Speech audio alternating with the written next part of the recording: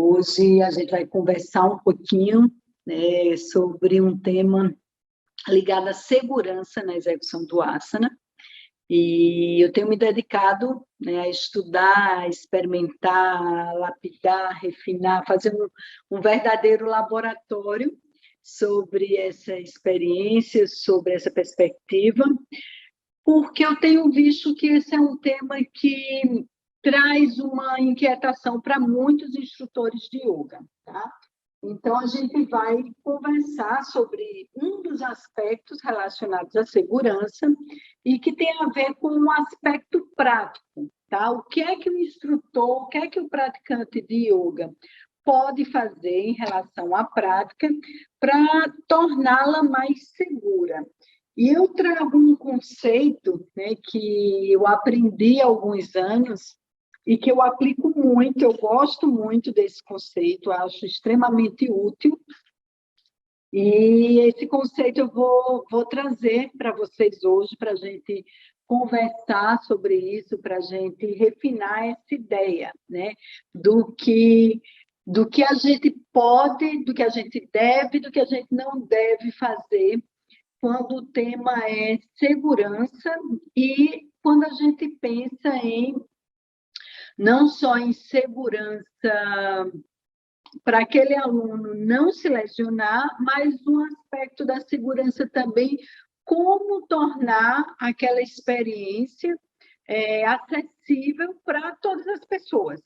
Então, como é que eu posso ensinar uma prática yoga segura para meu aluno que chega com dor, com lesão instalada, com hernia de disco, com bico de papagaio, com uma bursite, com uma tendinite? Então, a gente tem aí uma série de limitações, de questões que meu aluno pode trazer, né? Então, como é que a gente vai adaptar, ajustar, adequar a prática para ser acessível, para receber, né, para auxiliar também esse aluno? Então, quando a gente fala de segurança, eu sempre trago dois aspectos. É a segurança para aquele aluno que não quer se lesionar, porque a gente não quer que ele se lesione na prática, mas também para aquele aluno que chega com alguma queixa, alguma lesão já instalada, algum quadro de dor, um quadro álgico, e a gente quer ajudar esse aluno, tá? Então, a gente vai pensar nessas duas vertentes. Eu tenho sempre falado que, principalmente, né, nas conversas, nos vídeos, nos bate-papos, nas lives, tudo que eu tenho compartilhado com a audiência da Anatomia Vivencial, eu normalmente gosto muito de trazer os princípios, tá? Por quê? Porque quando a gente aprende sobre o princípio de algo, a gente não esquece. E a gente ganha uma autonomia, uma autoridade para aplicar aquele conceito, tá? Então, o que eu vou falar hoje tem muito a ver com o princípio, muito mais do que uma regra que eu tenho que reproduzir ou memorizar, ou reproduzir de forma automática. Não. Para mim é muito importante, eu falo isso muito para os meus alunos, a gente começa aprendendo sobre os princípios, porque quando você aprende sobre o princípio de algo, você não esquece, né? E você ganha uma autonomia para você relocar aquela informação em qualquer experiência semelhante, qualquer asana, qualquer estrutura do corpo. Então, é um conceito, quando a gente pensa num princípio relacionado ao movimento, a gente está pensando num conceito, digamos, eu vou usar uma expressão assim, um conceito mais universal, né? Que ele é mais abrangente. Então, essa ideia que a gente vai conversar hoje, vai discorrer sobre ela hoje. Então, eu trago um termo negociável e inegociável. Então, é meio que uma legenda, né? Isso é negociável, isso é inegociável. E que negociação é essa que eu estou falando? Então, o primeiro passo para a gente conversar hoje é alinhar esses conceitos. O que a gente está chamando de negociável ou inegociável são todas as as intervenções, né, todas as mudanças que eu posso implementar na execução do asana. Então, tem aspectos de um asana que eles são inegociáveis. E quando eu entendo o que é inegociável na estrutura daquele asana, eu sei até onde eu posso ir com o meu aluno. E tem os aspectos negociáveis. O que é negociável? É tudo que eu posso mudar, que eu posso manejar, que eu tenho espaço para rever, para adaptar, para criar possibilidades diferentes, para fazer, né, intermediações. Então, eu quero trazer para vocês a ideia de negociável como tudo que eu posso fazer de adaptação na execução daquele asana para o meu aluno. Né? Eu tenho aqui, nesse lado, nessa minha mão, representando tudo que o asana pede do meu corpo, e eu tenho aqui o meu corpo, a minha experiência, o corpo do meu aluno. Então, aqui o asana é aqui o corpo do meu aluno. E a ideia é que haja um encontro, haja um encaixe. Né? Esse asana, ele vai ser executado, ele vai ganhar vida, vai ganhar forma naquele corpo. E a gente, às vezes, esse encaixe, ele não funciona tão bem. E onde é que existe o risco de lesão? Imagina quando você tem uma estrutura que foi feita para encaixar, né, numa outra estrutura perfeitamente acoplável, adaptável, e digamos que essa estrutura é um pouquinho diferente, então não entra, não encaixa. E aí o que é que a gente faz, né? Às vezes quer fazer caber de todo jeito, né? Então você força.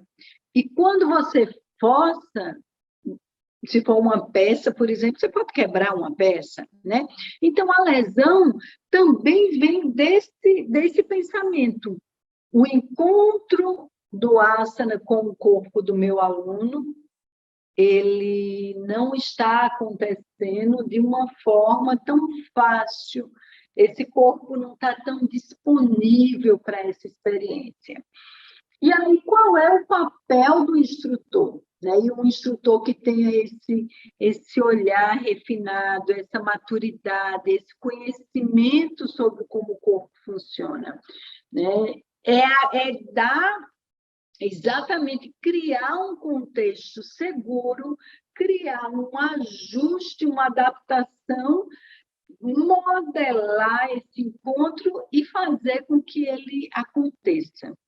É como eu tenho uma demanda aqui, eu tenho uma demanda aqui, mas da forma que elas estão configuradas, elas não encaixam. Né? Então, isso aqui não vai encaixar. Mas eu posso ceder aqui, você cede aqui, eu cedo aqui, e o encontro acontece. Então, essa é a ideia. Essa é a ideia do que a gente vai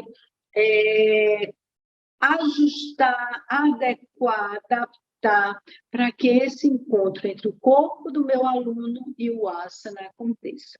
Tá? Então, essa é uma primeira ideia que eu queria construir com vocês. Tá? Espero que esteja claro, vou usar termos bem acessíveis, porque essa é uma premissa da anatomia vivencial, discutir temas profundos, sérios, relevantes para a prática yoga sobre o corpo em movimento de uma forma fácil, lúdica e acessível, e vivencial, né? Tem que passar pelo aprendizado prático. Essa é a premissa do nosso método, e realmente isso é inegociável na anatomia vivencial.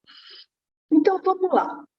Então, a primeira ideia que a gente construiu eu preciso fazer esse encontro da demanda do asana com a disponibilidade do corpo do meu aluno. Então, essa demanda tem que dialogar com essa disponibilidade. Quando ela não dialoga, ele não vai conseguir executar o asana, né, da forma esperada, e se ele força uma situação para que esse diálogo aconteça, né, como a gente diz assim, leva a discussão no grito, isso não é bem-vindo, isso pode gerar uma sobrecarga, pode lesionar e pode agravar um quadro pré-existente. Tá? Então, a gente vai partir desse ponto.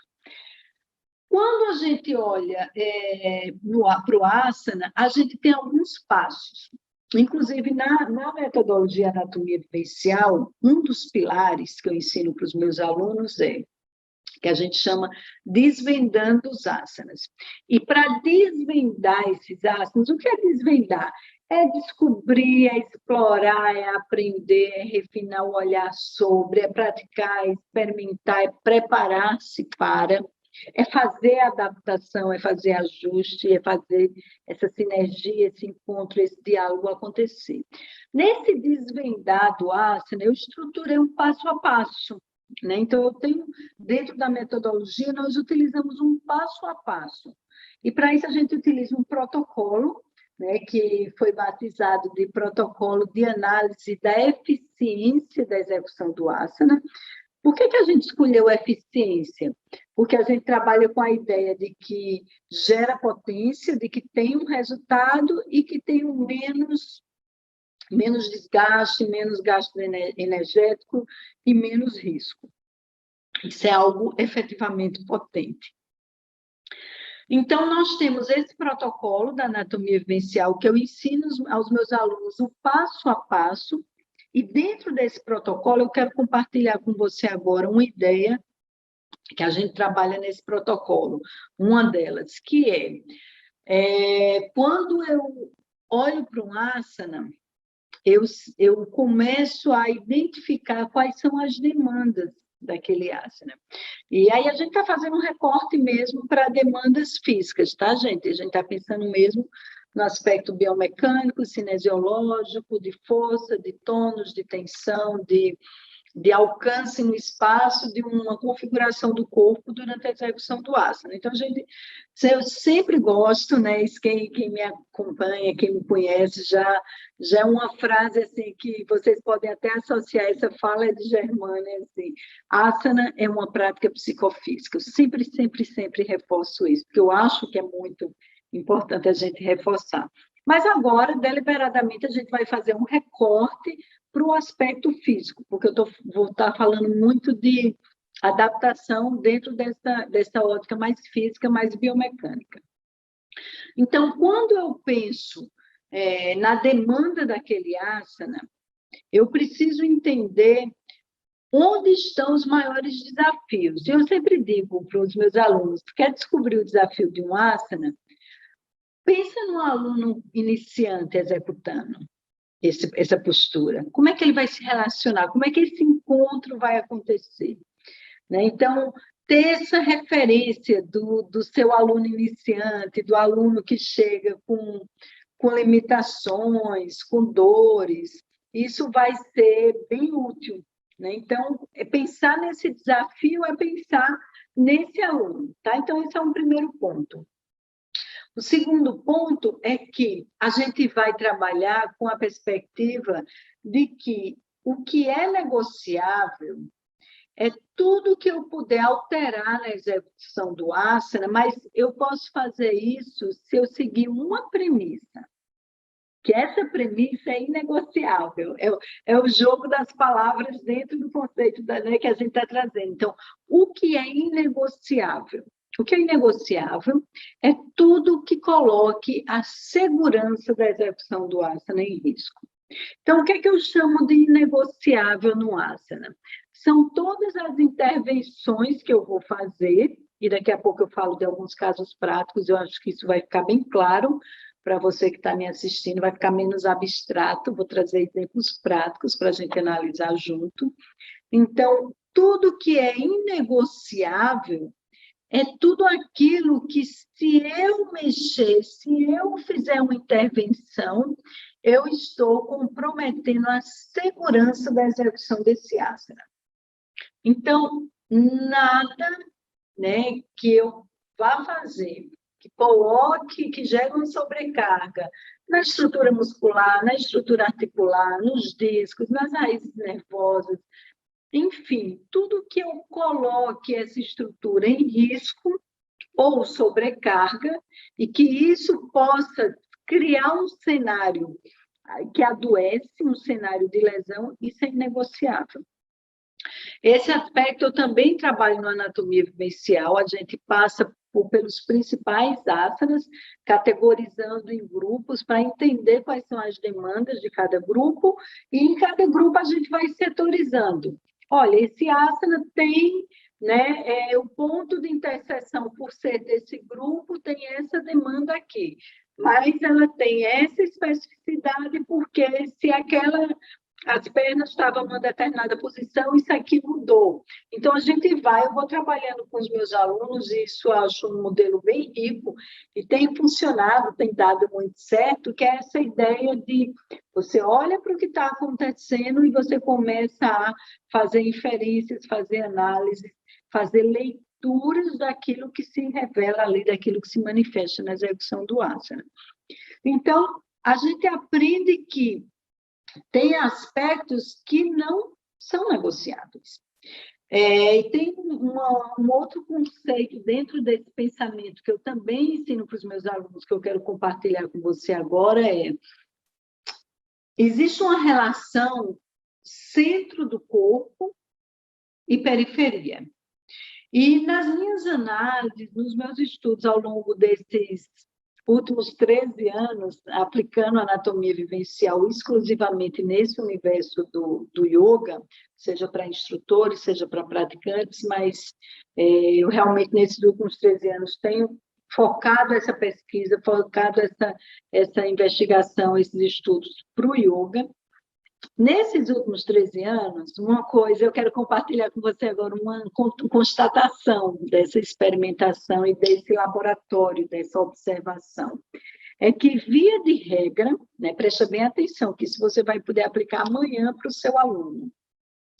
Via de regra, o que a gente precisa cuidar é de uma relação centro e extremidade.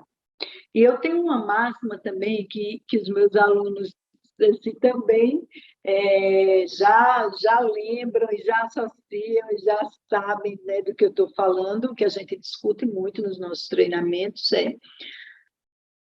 o centro e a extremidade, a relação de prioridade entre o aspecto segurança. Tá? Então, eu categorizo da seguinte forma. O centro, eu vou pensar em centro, essa estrutura central, essa relação cabeça, cervical, coluna dorsal, coluna lombar, região sacro-coxígea e bacia. Então, essa unidade central, e existe uma outra categoria, né? São duas categorias que a gente define. Então, o centro, que são essas estruturas que vai da cabeça até o cóccix, e as extremidades. Quem são as extremidades? É o esqueleto apendicular, membros superiores e membros inferiores, tá? Então, a gente tem essas duas categorizações, centro e extremidade. E uma das coisas que eu compartilho com os meus alunos é o centro, o assunto presta bem atenção nisso que eu vou te falar, que é um aspecto prático que pode te ajudar muito e muda a qualidade da tua aula no aspecto segurança. O centro, ele sempre vai ser prioritário às extremidades.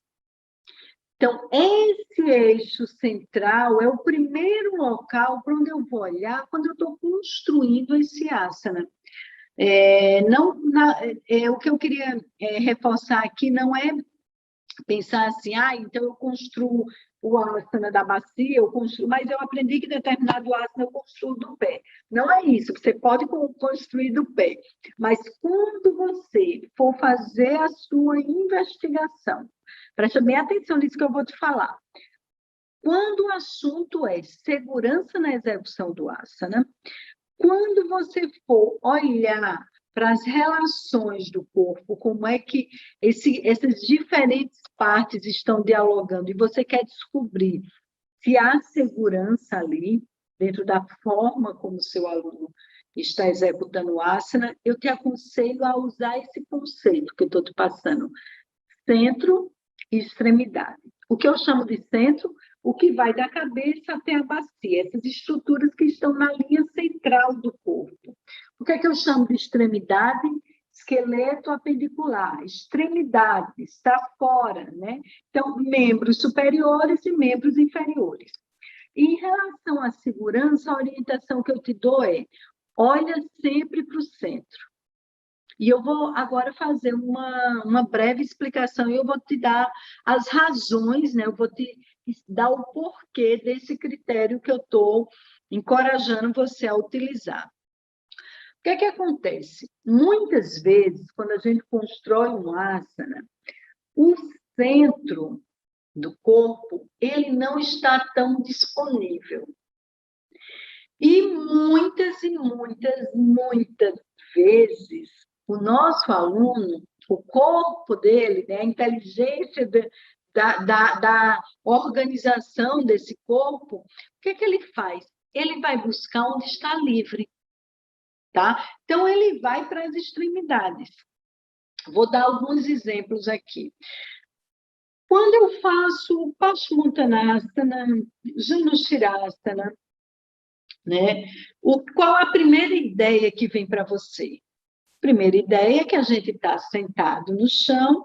Eu chamo Janushirasana porque eu aprendi no Tantra, mas eu sei que na maioria das tradições chama Janushirasana, tá?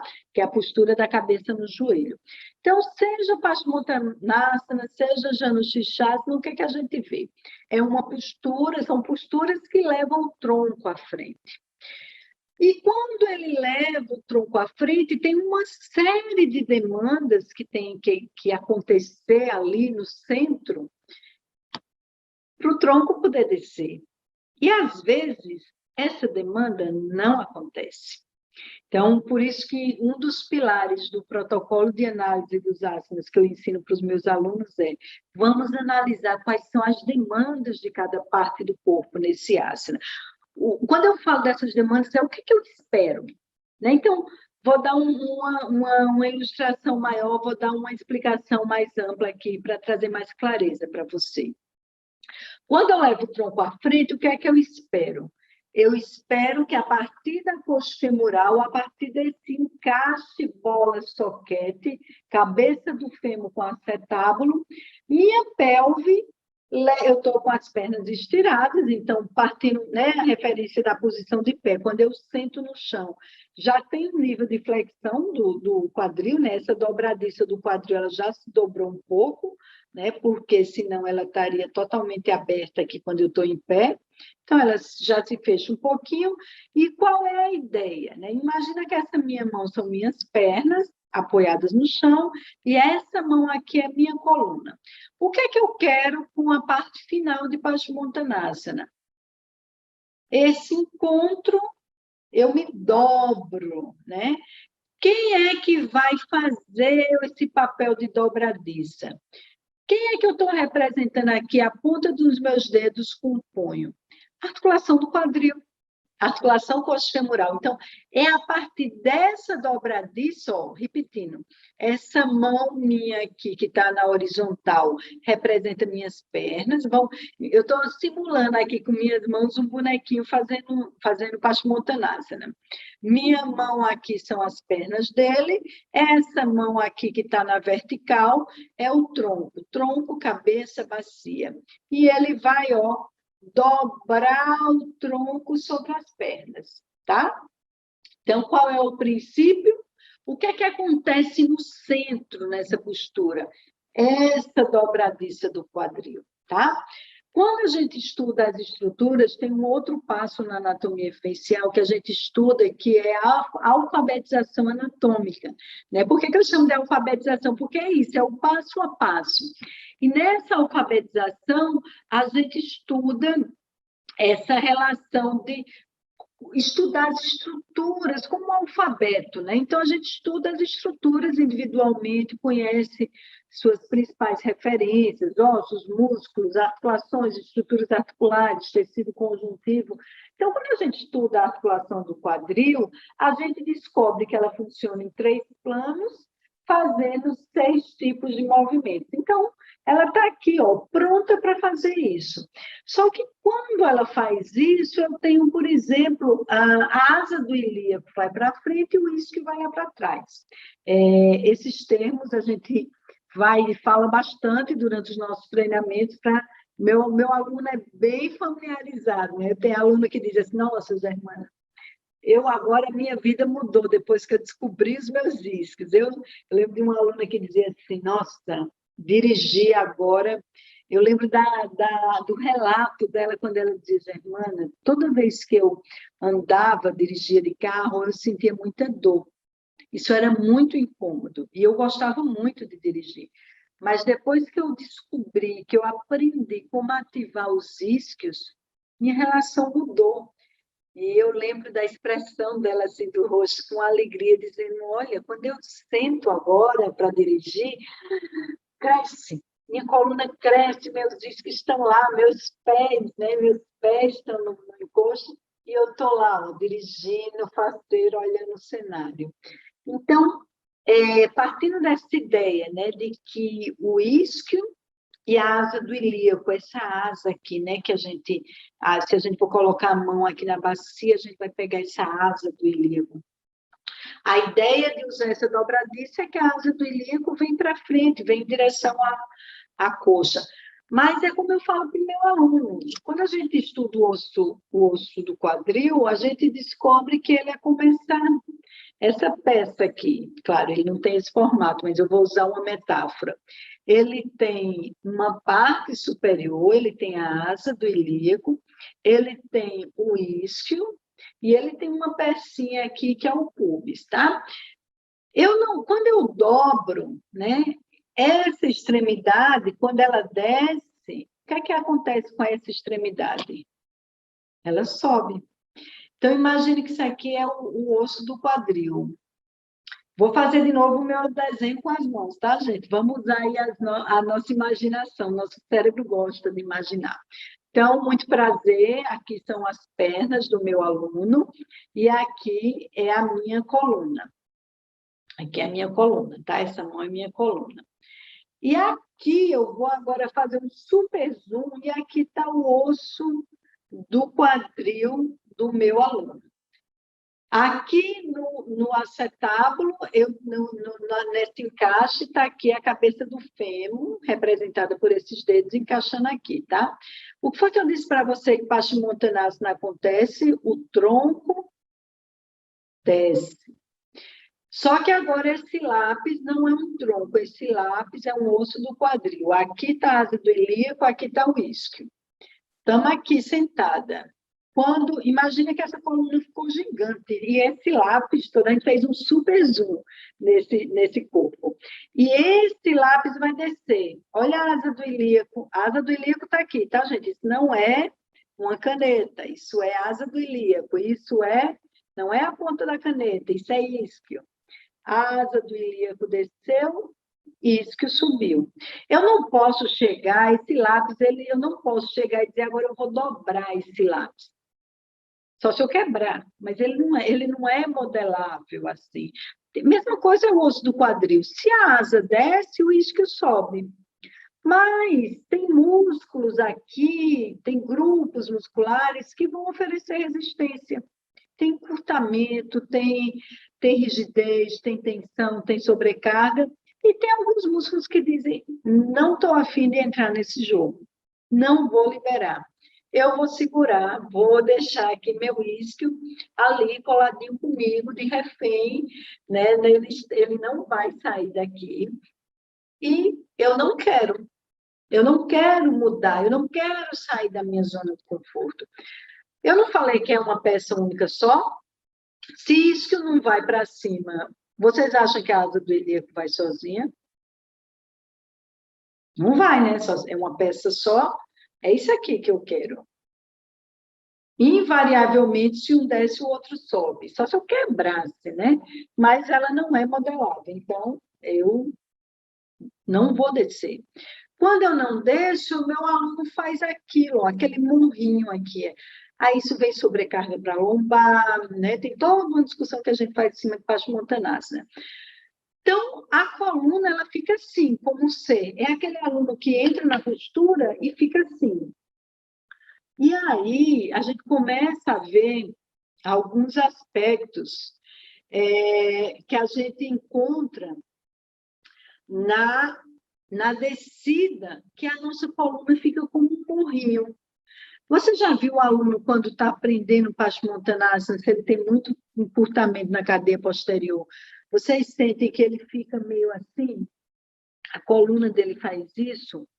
Porque essa peça da bacia aqui, ela não desceu, e aí a lombar fica aqui, ó, um morrinho. Lembra que eu fiz toda essa narrativa, contei toda essa história, porque eu estou trazendo para vocês um conceito de centro e extremidade. Quem é o centro aqui? A bacia. Quem é o centro? A coluna. Então, o primeiro lugar onde eu tenho que preservar e cuidar de Paschimottanasana é a minha bacia e minha coluna. É a minha estrutura central. Porque sabe o que é que vai acontecer, gente? Isso é um erro muito, muito, muito, muito comum. E é uma fonte de lesão que tem sido, infelizmente, reproduzida com muita frequência. Isso que eu vou dizer agora é um erro muito comum na prática yoga e, infelizmente, tem sido reproduzido com muita frequência. Eu já tive aluno que, quando eu fui explicar esse mecanismo, eu lembro de uma aluna que ela olhou para mim e falou: Germana, eu não acredito. Faz muitos anos que eu dou aula de yoga, eu tenho dores lombares e eu nunca recebi essa explicação dessa forma. Então, quando eu faço um movimento de flexão do tronco à frente, assim como acontece em Paschimottanasana, eu tenho que garantir que esse movimento começa nessa dobradiça do quadril. Então, a asa do ilíaco, esse meu osso da bacia, ela desce e esse osso do quadril é como essa caneta.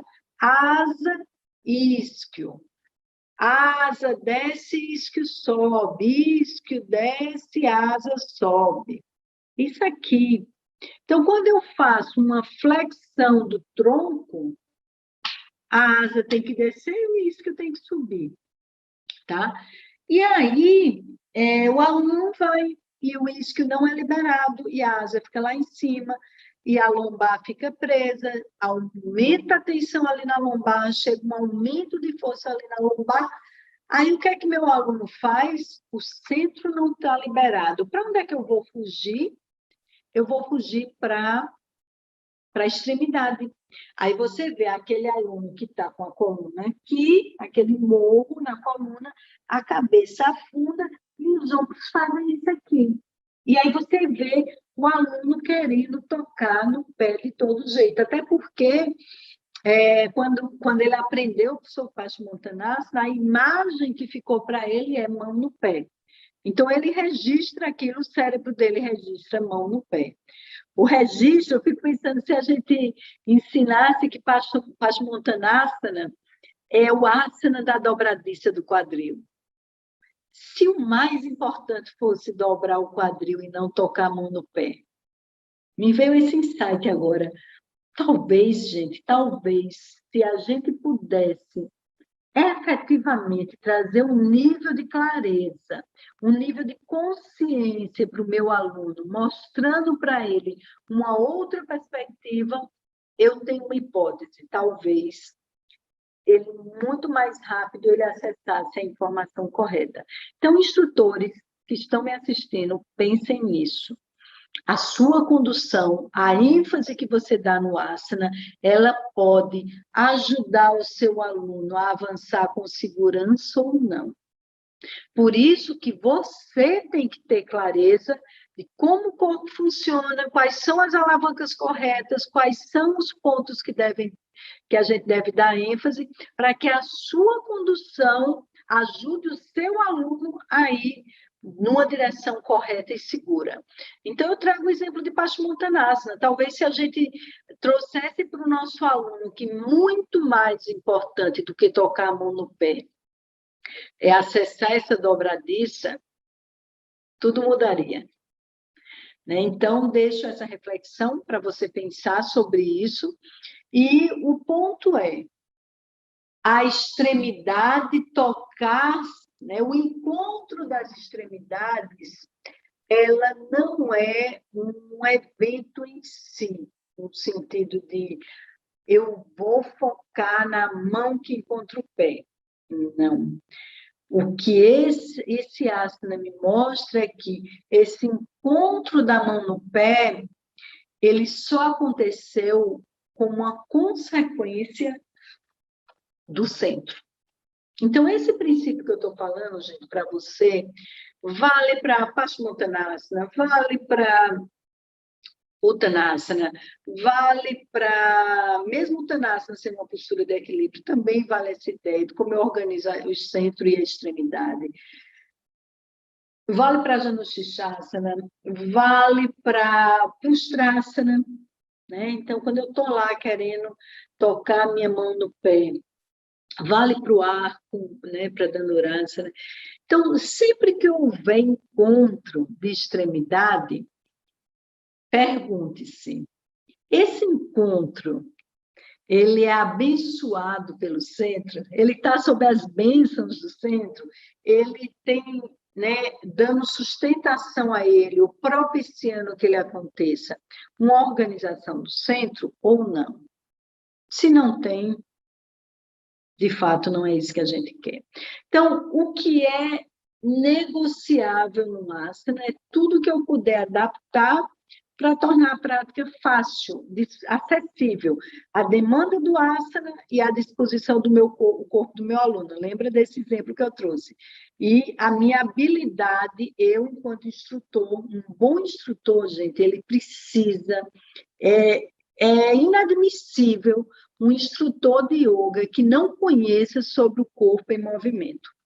Por isso que é tão importante vocês estudarem sobre o corpo em movimento, quais são as formas mais seguras, quais são as alavancas que vai potencializar esse movimento, como é que eu posso usar o corpo do meu aluno da melhor forma, da forma mais segura, e fazendo ele avançar sem risco de lesão. Então, quando eu tenho essa visão, quando eu tenho esse conhecimento, eu brinco com os meus alunos, né? Quando a gente tem esse superpoder, a gente cria a habilidade de fazer o encontro entre o que o asana pede e a disponibilidade do meu corpo. Então, grava isso. A qualidade desse encontro entre o que o asana pede para o seu aluno e a disponibilidade do corpo dele, quem vai ser o catalisador aqui no centro para esse encontro acontecer da forma mais eficiente e mais saudável é a tua condução.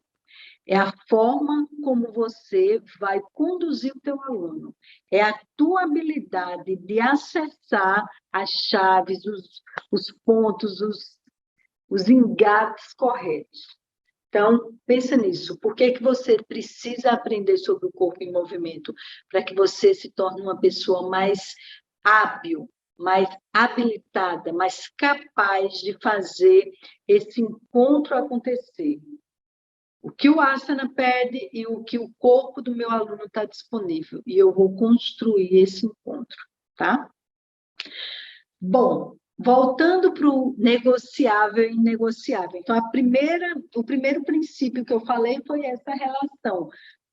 Tudo que não mexer com a segurança do meu aluno e que facilitar a sua execução do asana é bem-vindo, é negociável.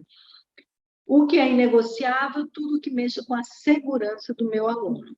E dentro do inegociável, eu já trouxe um outro conteúdo para vocês, centro e extremidade. E eu disse, o centro sempre vai ser prioritário à extremidade, tá bom? Então, agora, a gente vai, eu até usei para divulgar, né, esse encontro de hoje, o nosso folder, traz uma imagem de 4 situações, a gente usou como referência Paschimottanasana. Então, o que é prioritário é essa dobradiça do quadril. O que é negociável é tudo que eu puder fazer para essa dobradiça acontecer. Eu posso subir a altura da coxa femoral em relação ao joelho, eu posso dobrar os joelhos, eu posso preparar toda a liberação da cadeia posterior e eu posso fazer esse movimento com uma certa flexão dos joelhos. Isso é negociável. Por quê? Porque isso não está mexendo nesse mecanismo da dobradiça. Né? Pelo contrário, está mexendo no sentido de ser uma influência positiva. Mas não tem sobrecarga para o centro. Quem é centro? Bacia e coluna. E, principalmente, quem é que sofre em Paschimottanasana, gente? É a lombar.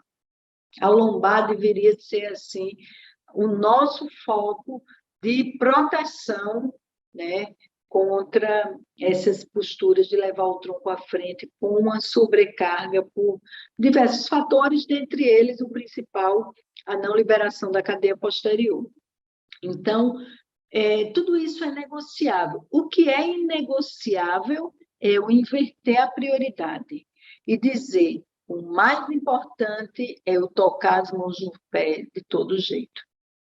E o melhor, né, ou o pior, eu pago qualquer preço.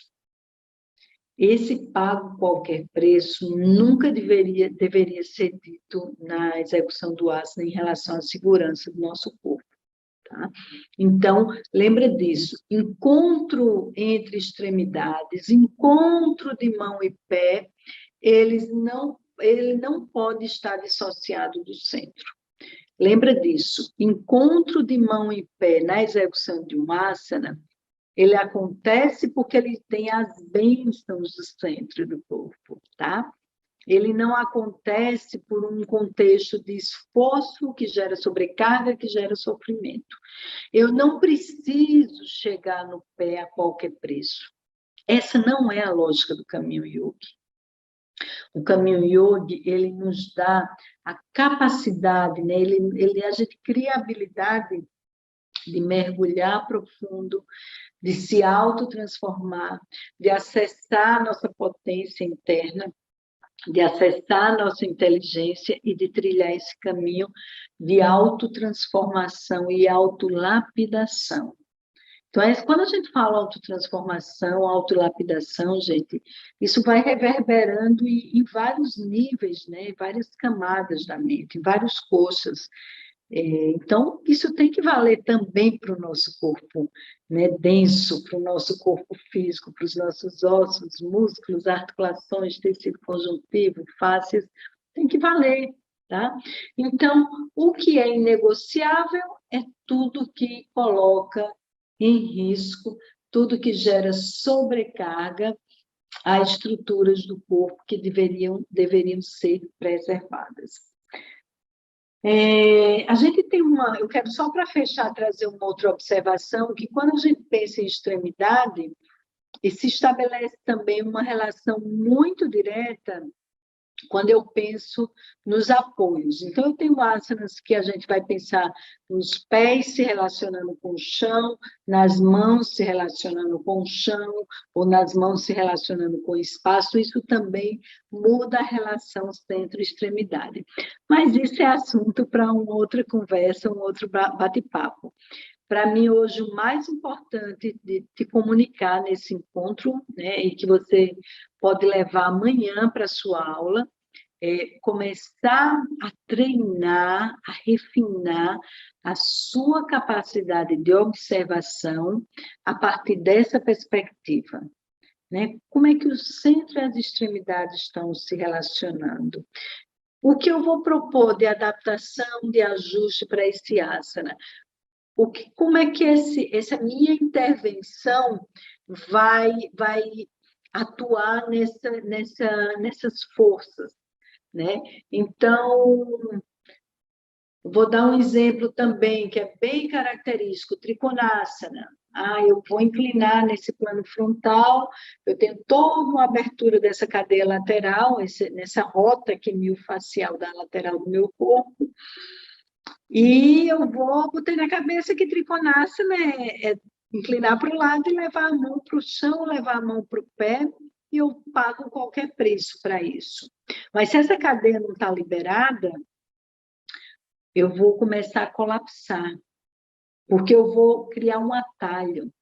E aí eu pergunto, esse Trikonasana, essa mão chegou no pé, esse encontro está abençoado ou tem uma dívida aí? Será que tem dívida? Será que eu estou jogando uma sobrecarga ali para o centro? E se eu sei que o centro é prioritário à extremidade, eu vou cuidar sempre do meu centro. Eu vou cuidar da organização da minha lateral em Trikonasana, nos meus apoios, na direção do movimento. E a minha mão, ela vai parar onde ela tiver que parar. Porque ela, nesse aspecto, eu vou usar uma metáfora para trabalhar com vocês, nesse aspecto ela não vai ter vida própria. Ela vai estar, né, atuando, recebendo informação lá do centro. Então, se o meu tronco inclinou para o lado, consequentemente, minha mão chega no pé. Pode não chegar, pode chegar no joelho, pode chegar. Isso é negociável. Onde sua mão vai chegar é negociável. Agora, comprometer a execução do centro do corpo é inegociável. Né? Então, outra bem comum também, quanto eu vou subir em Bhujangasana, postura da cobra. Se eu vou subir colapsando minha coluna, jogando todo o esforço aqui nos meus ombros, ativando o elevador de escápula, não tem uma boa relação com o chão, não tem uma boa ativação, não tem extensores da coluna trabalhando de uma forma eficaz, é risco de lesão, é sobrecarga. Eu não quero chegar no alto pagando qualquer preço, eu não quero erguer o meu tronco pagando qualquer preço. Tá? Então, essas são as ideias, gente, do que é negociável e inegociável. Então, pensa nisso. Toda vez que você for propor um asana para o seu aluno, você tem que ter a habilidade de fazer uma boa preparação, tá? Nessa prática, para essa prática. E por isso que o quarto pilar da anatomia vivencial é uma preparação somática, uma abordagem somática, quando a gente prepara o corpo do nosso aluno, tendo essa visão integrada, integrativa, e levando a uma experiência muito mais eficiente, econômica, refinada, tá? Bom, se esse conteúdo agregou para você, pega esse link dessa live, compartilha. Essa live vai ficar no nosso canal do YouTube. Compartilha com outras pessoas, marca alguém que você queira. Enfim, vamos fazer esse conhecimento se espalhar e gerar essa transformação, tá bom? Beijo enorme. Namaskar.